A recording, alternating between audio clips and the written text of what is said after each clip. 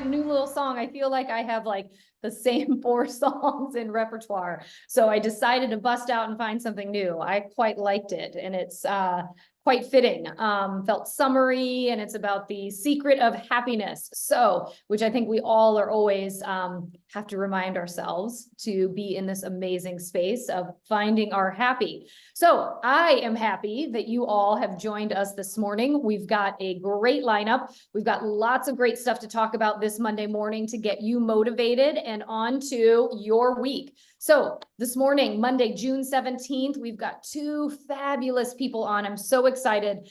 They took the time to be able to join us. First, we've got the fabulous Denise Tazelaar. She is our VP of Broker Services for the Denver Grove office. We had a fun pre-call on Friday, and she's just got some great stuff to share to help us keep our heads on straight and moving through summer successfully. And then the fabulous and spicy, if you know her, Vittoria Logli, a great agent out of our Glenview North office, one of our superstars, has many of you maybe do see her on social media. We're going to talk a little bit about that today, but has done so much intentionally to grow a successful business. So we are fortunate to have her on today to really share some of her secrets of her success and the things she thinks agents can be doing right now to be uber successful. So in the chat, hopefully we are all game for that. Share if you are. I'm also going to share with you our schedule for this week. Wednesday, the 19th, the Work Your Wednesday. We've got I'm on a Zoom. Please leave it for now. Sorry. It's real life. I'm so sorry. It's real life. It's all good. Oh my God. Can we all appreciate that? If we can, throw it in the chat. I've had so many of those moments. Love you, Victoria. All good. Wednesday, we've got Ann Colvin. If you know her, she is from Christie's International Real Estate. She is also our liaison to all the things that you can dive into, anything that you need as it relates to advertising, how to promote your listings. So she's going to be on Wednesday to share some of those tips and tricks. And then for those of you who are doing our pipeline challenge, you get your first pop-by challenge this week as we are moving towards 4th of July and getting ready to lean into summer. So get ready for that for those of you who are on the pipeline challenge. And then lastly, we want to talk about some prospecting success stories. Absolutely love this. So shout out first off to Tom McCary out of our Goose Island office. He is doing what Candace suggested last week. He is working his open houses. In fact, he found an out-of-town prospect at an open house, moving from San Francisco, my hometown area, and immediately engaged with them, put them on Zenlist, talked to them about the schools and all the things that they were looking for, basically just focused on how to create amazing value, especially for people who are new to the area and trying to figure this out. Long story short, they're in real close communication and are working towards finding them that perfect house to purchase. So Tom, great job, way to work those open houses. And then we've got Jane Swibble from Oak Park. She did 76 pop-bys. I am going to repeat, 76 pop-bys. Pretty impressive. She did sunscreen, which is super appropriate on these hot days, with her business card on it. She also picked up a buyer at her day in our village. So what I love and what we're going to talk about in a minute today is getting out in your community to connect with people. So she ended up picking up a buyer at the day of our village farmers market. She also has been getting out and about, just making sure that right now during this time of year, she's out in front of people. So congratulations, Jane, on picking up that buyer. Tom, same to you. And for those of you who are pipelining it, we want to hear your success stories because we want to call you out on Monday morning and tell you phenomenal job. So Tom, Jane, way to go. You'll get a little something from coaching and training, and keep up the great work. All right, ladies, Denise, Vittoria, are we ready to do this? We're ready. Absolutely. All right, and take us off of the slides. All right, Denise, we always start with our fabulous managing brokers, and I want to start with you this Monday morning. You've been seeing a lot. I also know that you coach a tremendous amount of your agents. You sit and do one-on-ones, you kind of work with people on what they need to do to move the needle. And, again, it's summer right now. There's an opportunity. Some people are busy, some are middle of the road, some feel slow, right? But right now in this market, what are you encouraging agents to think about so that they can take and maximize this summer timeframe to make sure that their second half of 2024 is going to be killer? Yes, yes. Well, thank you, Amy, so much. And you're right. I agree with you. Summer, it's just such a great time to get out there and to make new relationships. And, I think right now it's about intentionally making sure that you're meeting new people in the community that you serve and really, taking yourself out of your comfort zone. Right now, there's so many things you can participate in, whether it's town fairs or farmers markets, community festivals, really getting active.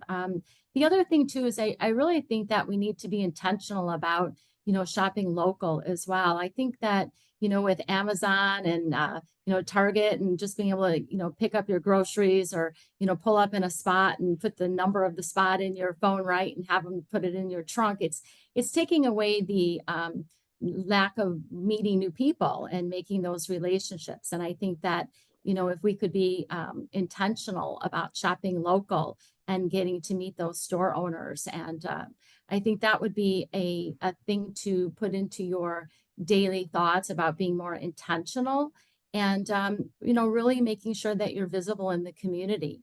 Mm-hmm. And we talked a lot about, intention being kind of as silly as, I always go to the Marianos on Lake Street. But today, and I run into the same old people, or I know I know how to just go ahead and buzz on out. I know all the aisles. I know where to find my meat, my fruits, all of that jazz, right? But maybe this time I'm going to go to the Jewel or the Fresh Market, or I'm going to go somewhere across town, right? You talked a little bit, Denise, about even being kind of as intentional as that, is like almost changing up your map of where you go and what you do, because, let's face it, like our Mondays through Fridays, a lot of times we kind of are doing the same thing in the same places, right? So share with that. Yeah. I loved that idea. I shared with you, Victoria, that, when I was, out there building my pipeline and my business, I, had my favorite grocery store that I went to, but there were several in the community that I served. And so one day it just kind of hit me and I thought, yeah, I have a favorite, but I really need to get out there and, shop local to all of them, because the people who are, very loyal to a certain store only go to that store. And I was, sending postcards and things that, they knew who I was serving the community. They knew my name and what I looked like, and, just being visible and having that conversation where they, would say, hey, Denise, like, how's the market? Right. And, being out there and getting out, like you said, changing maybe, the way that you always do things, thinking outside of the box, right? Taking yourself out of your comfort zone and intentionally, I think that's the word of the day, to intentionally be doing these things.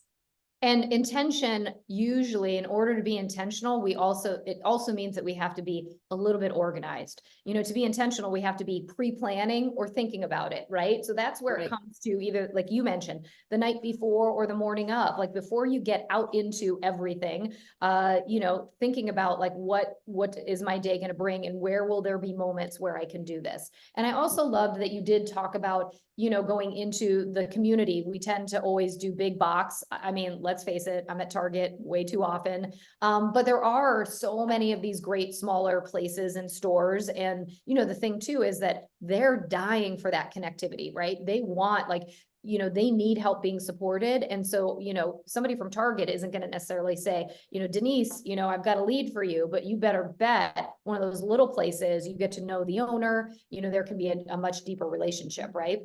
Definitely. Yeah. Yeah. I love it. All right. Well, as somebody who I know is big in her community, because I see it on social. We talked about it on Friday. Miss Vittoria Logli has done a ton to really kind of grow her business. And when we did talk on Friday, I said, how are things? And she said, I am so crazy busy. Which is great. And again, I know that there is the gamut out there right now. Some of us on this call would love to be busier. Some of us are pretty busy. But what I loved when we talked about it and got into it is why you're so busy now. So if you want to kind of talk a little bit about like why I feel like your business is kind of blowing up, and then let's talk a little bit about maybe some of the key things you did, like these equity reports, et cetera, to get you there. Because these could be great ideas for people who maybe aren't so busy now. They can take your lead. Sure. Absolutely. Thank you so much for having me this morning. I like to think of this as like there's a runway. I've been doing these things for the last 12 to 18 months with intention and very intensely, if you will. And now it's finally coming together and culminating where I am so busy, which I'm very, very grateful for, because I know there's some people that aren't. But I would say some easy things to do right now are equity reports, like not CMAs, but call them equity reports. Past clients, even, start 3-4 years ago, or even if you've only been in the business a couple of years, start with your oldest clients, and then, one a day or 3 a week, where you kind of give them a sense of how much equity their property has gained in the last 2 years because of, just the immense amount of growth in our housing market. So I think equity reports are really easy to do. Try and do a couple of weeks and start with your oldest clients back a few years back. Another thing that I really try and do is just get out in the community, just sort of emphasizing what Denise said. Support the local businesses, try and be like the mayor of your town. I try and go out and when I'm less busy, I'll do these like small business spotlights, these like little quick vertical videos where I'm at the local ophthalmologist, I'm at the local gym or wherever, and I interview them really quick and I give them props. Like, it's not about me, it's about them and promoting the local businesses. They really appreciate it. People in the community really appreciate it, and you're not selling anything. You're basically there to help someone else. And then lastly, what I've been really focusing on is my social media and my videos. I've expanded on that tremendously and really doubled down on my videos in the last, I'd say 12 to 18 months. And it's really made a huge, huge difference. Everything from my curated content, but even more importantly, the uncurated content. I think people really like to see the real you. And that way, when they call you, they already know you, they already like you, they already know what you look like, they know everything about you. And yeah, sure, like the curated stuff is really cool too when you have properties to highlight, obviously. But I would say it's probably 25% curated, 75% uncurated, honestly. Mm-hmm. I love that. And we talked a lot about this because, we can all laugh at the real estate agent out there whose picture is really cute and it's probably 15 years old, and then the agent shows up for either the first time we're meeting them as a co-agent or an agent on the other side, or as a potential client, and it's like, whoa, that isn't right. who we expected, right? And they look nothing like that. That's why the filters nothing. are messing people up. No filters. Like, when you meet these people in person, they got to see my wrinkles, they got to see a little gray hair or whatever it is that you have, right? Yeah. You're you. And like even hearing your voice, right? Yes. We were just talking earlier, we had some pictures up here in the Winnetka office, and you remember during COVID where, everyone was wearing a mask. And so all you could see was this. And so in my mind, I would have what the other half would look like. Did you all have this? And then somebody would take their mask down and you were like, whoa, that wasn't what I expected. Right. So you don't want people doing that when you're meeting them for the first time on a listing presentation, right? So I think the more that, like, what I love about social and what you and I talked about with this uncurated content is it's the real you. And so they get a glimpse of what you sound like, how you talk, even the cadence of your voice, how, are you a street shooter? Like all the ways in which you approach things. And so they're kind of making a decision about you before you even walk through the front door. And I know you talked a lot about that when you've gone on to listings now, that people are kind of like, I feel like I already know you, right? Or yes, absolutely. Almost like you don't have to do the sales pitch, if you will. I'm sorry. Yes, go ahead. No, say that. That's what I mean. Yeah, where you don't have to do the sales pitch. You walk in and they kind of know you already, and they know that I have 4 kids, or that various things have happened in my life. And it's a little surprising sometimes because you don't really even realize, when you look on your videos, you've only got 50 views, 100 views, but that's like 100 people looking at you, and it's 100 door knocks is the way you have to think about it. I'm not out there to be an influencer. I have, 3,400 followers, we'll say, on Instagram, which is great because it's all local people. It's all my people.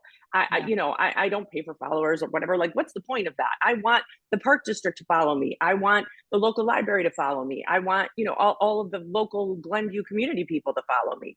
And so when they see you, when they meet you, they know who you are. They know what you look like. They know what you sound like. And then they feel like they already know you. So, you don't have to convince them as to who you are. Yeah, I love it. And then, so before we go into more on your social media, because we've got a couple other great things to dial in on how you do it, how you manage it. Sure.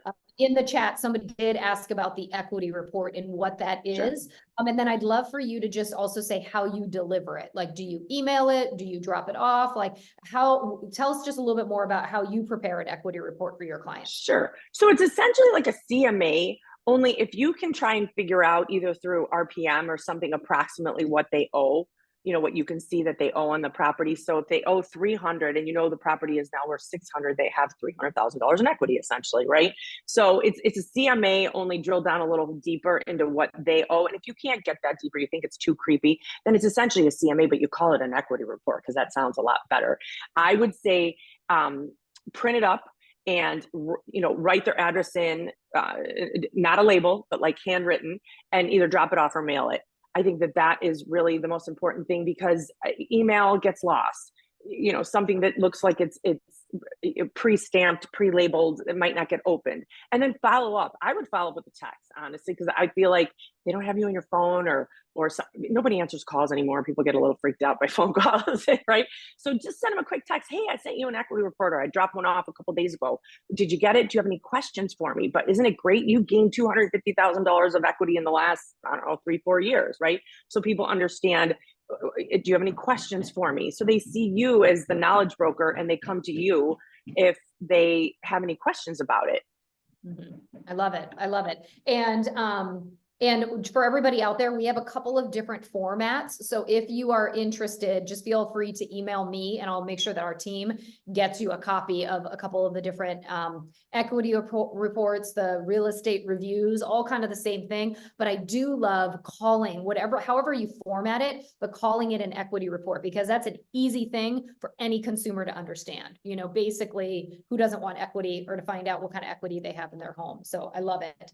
All right, let's dig a little deeper though into your social, because we did talk a lot about so you had said the ratio you think is successful is 25% of curated content, 75% of uncurated. And so for everybody out there, curated content is obviously the stuff that's, let's call it staged, right? Yes. It is when you do a video walkthrough of one of your properties, which is important because people need to be able to see, like, you've got properties, you've got business, right? It might even be your, a curated testimonial video strip of, your clients and you talking, whatever it is that's curated or packaged, where you put your hair on, your makeup, you pick your outfits, that's all curated content, right? Vittoria, tell me what you do now for uncurated content. Sure. So I always try and think about it, keep a running list in my phone of notes of questions people always ask me. And so I try and answer the questions, right? Like, what does as is mean? People think that that's no inspection. No, how do you get your offer accepted as a buyer? As a seller, what do I need to do to put, get my house ready for sale on the market? Do I really need to do anything? Do I need to take professional photos? Do I need to paint, whatever it might be? So the questions that you're getting day in and day out, those are the ones that are super easy to answer in a quick 25-30 second video. Just literally take your phone. Don't worry about anything. If you natural light in front of a window, and just answer the question, and then, post it. And I also do like weird befores and afters of clients painting kitchen cabinets. I had one go viral. People got so mad because I had these kitchen cabinets painted white, and it was crazy. It was a lot of like negative stuff too, but who cares, right? The algorithm loves it, regardless of whether it's positive or negative. And I just kind of laugh when I get the negative, dumb remarks about how I have no soul because I had them paint the kitchen cabinets.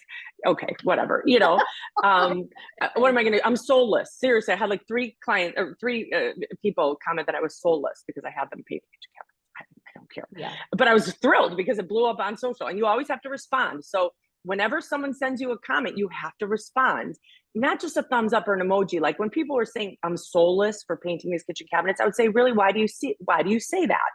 Or I can see you're really passionate about wood cabinets. Why is that? Try and engage them. You can't just kind of be passive in the social media realm. You have to take an active role and engage with the people that are engaging with you.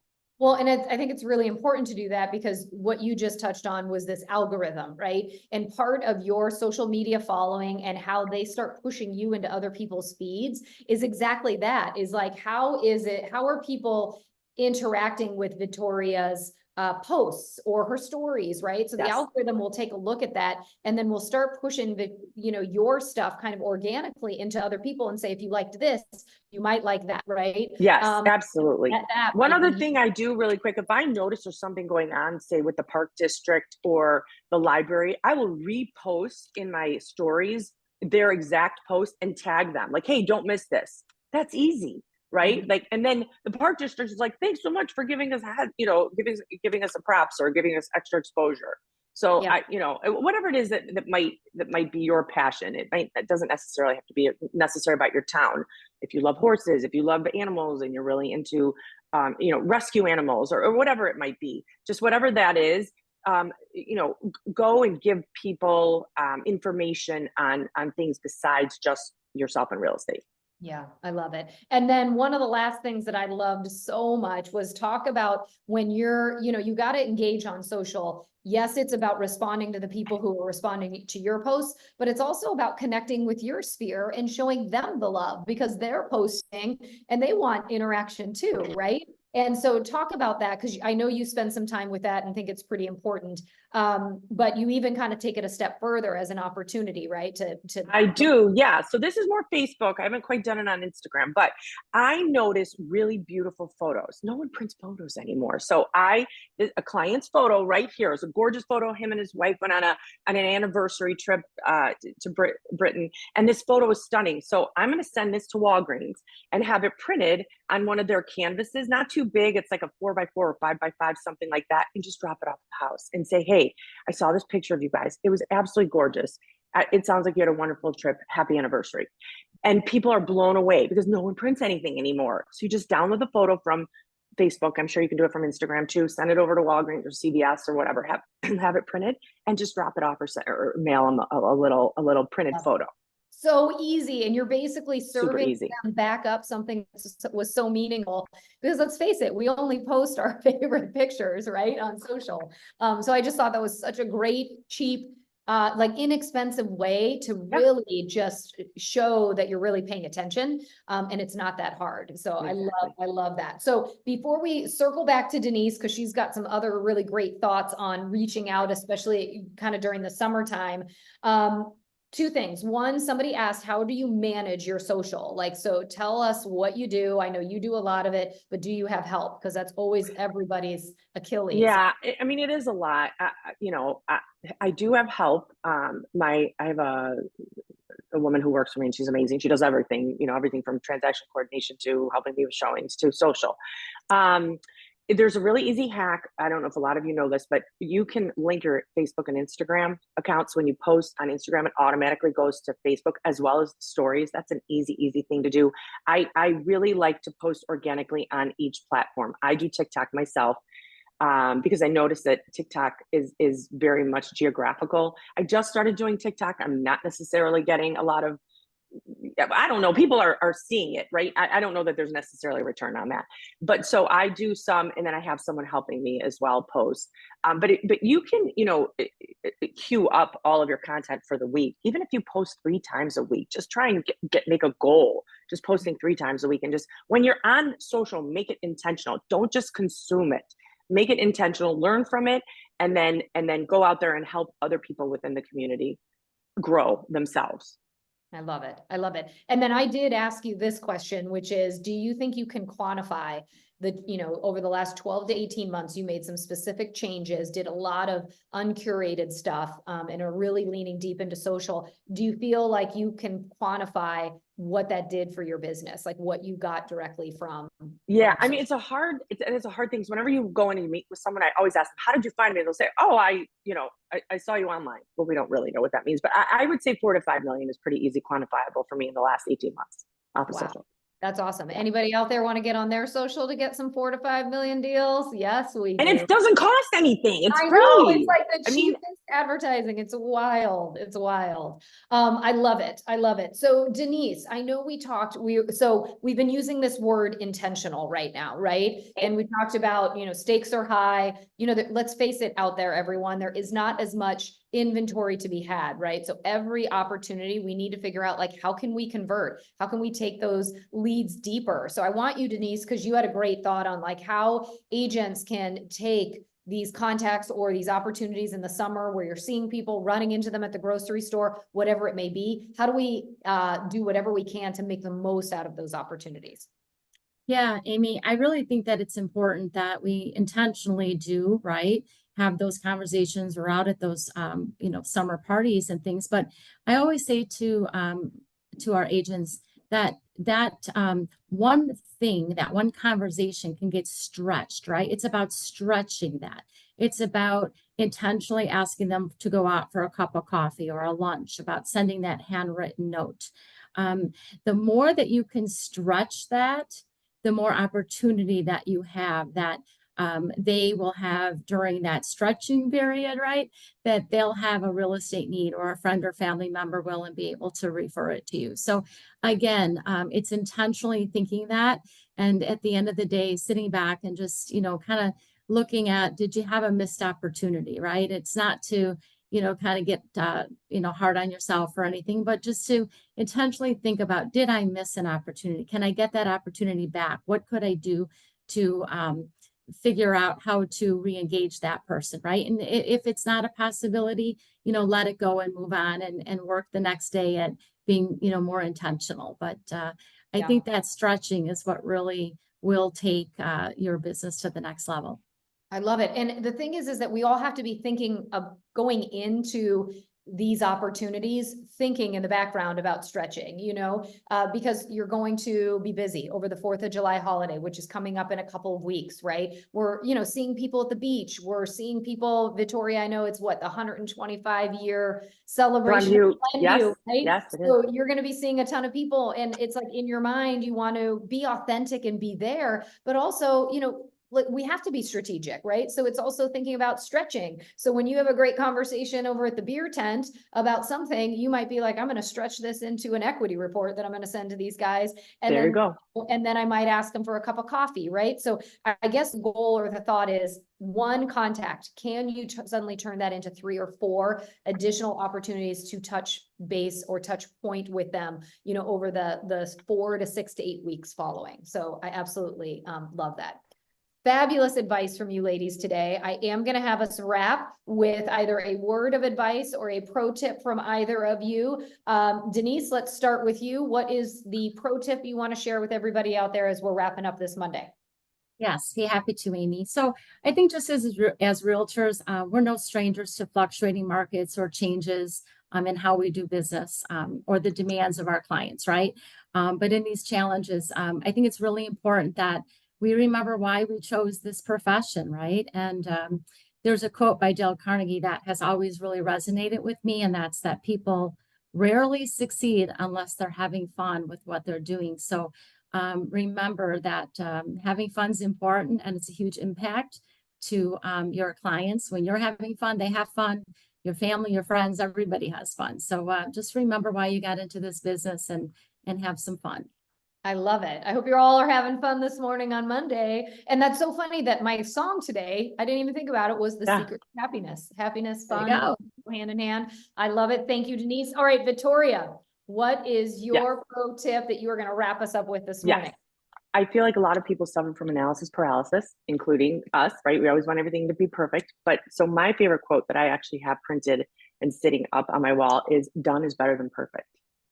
Done is better than perfect. Perfect. Yep.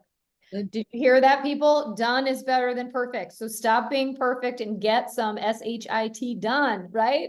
So great. Ladies, thank you so much for an awesome conversation. I hope you have a great Monday.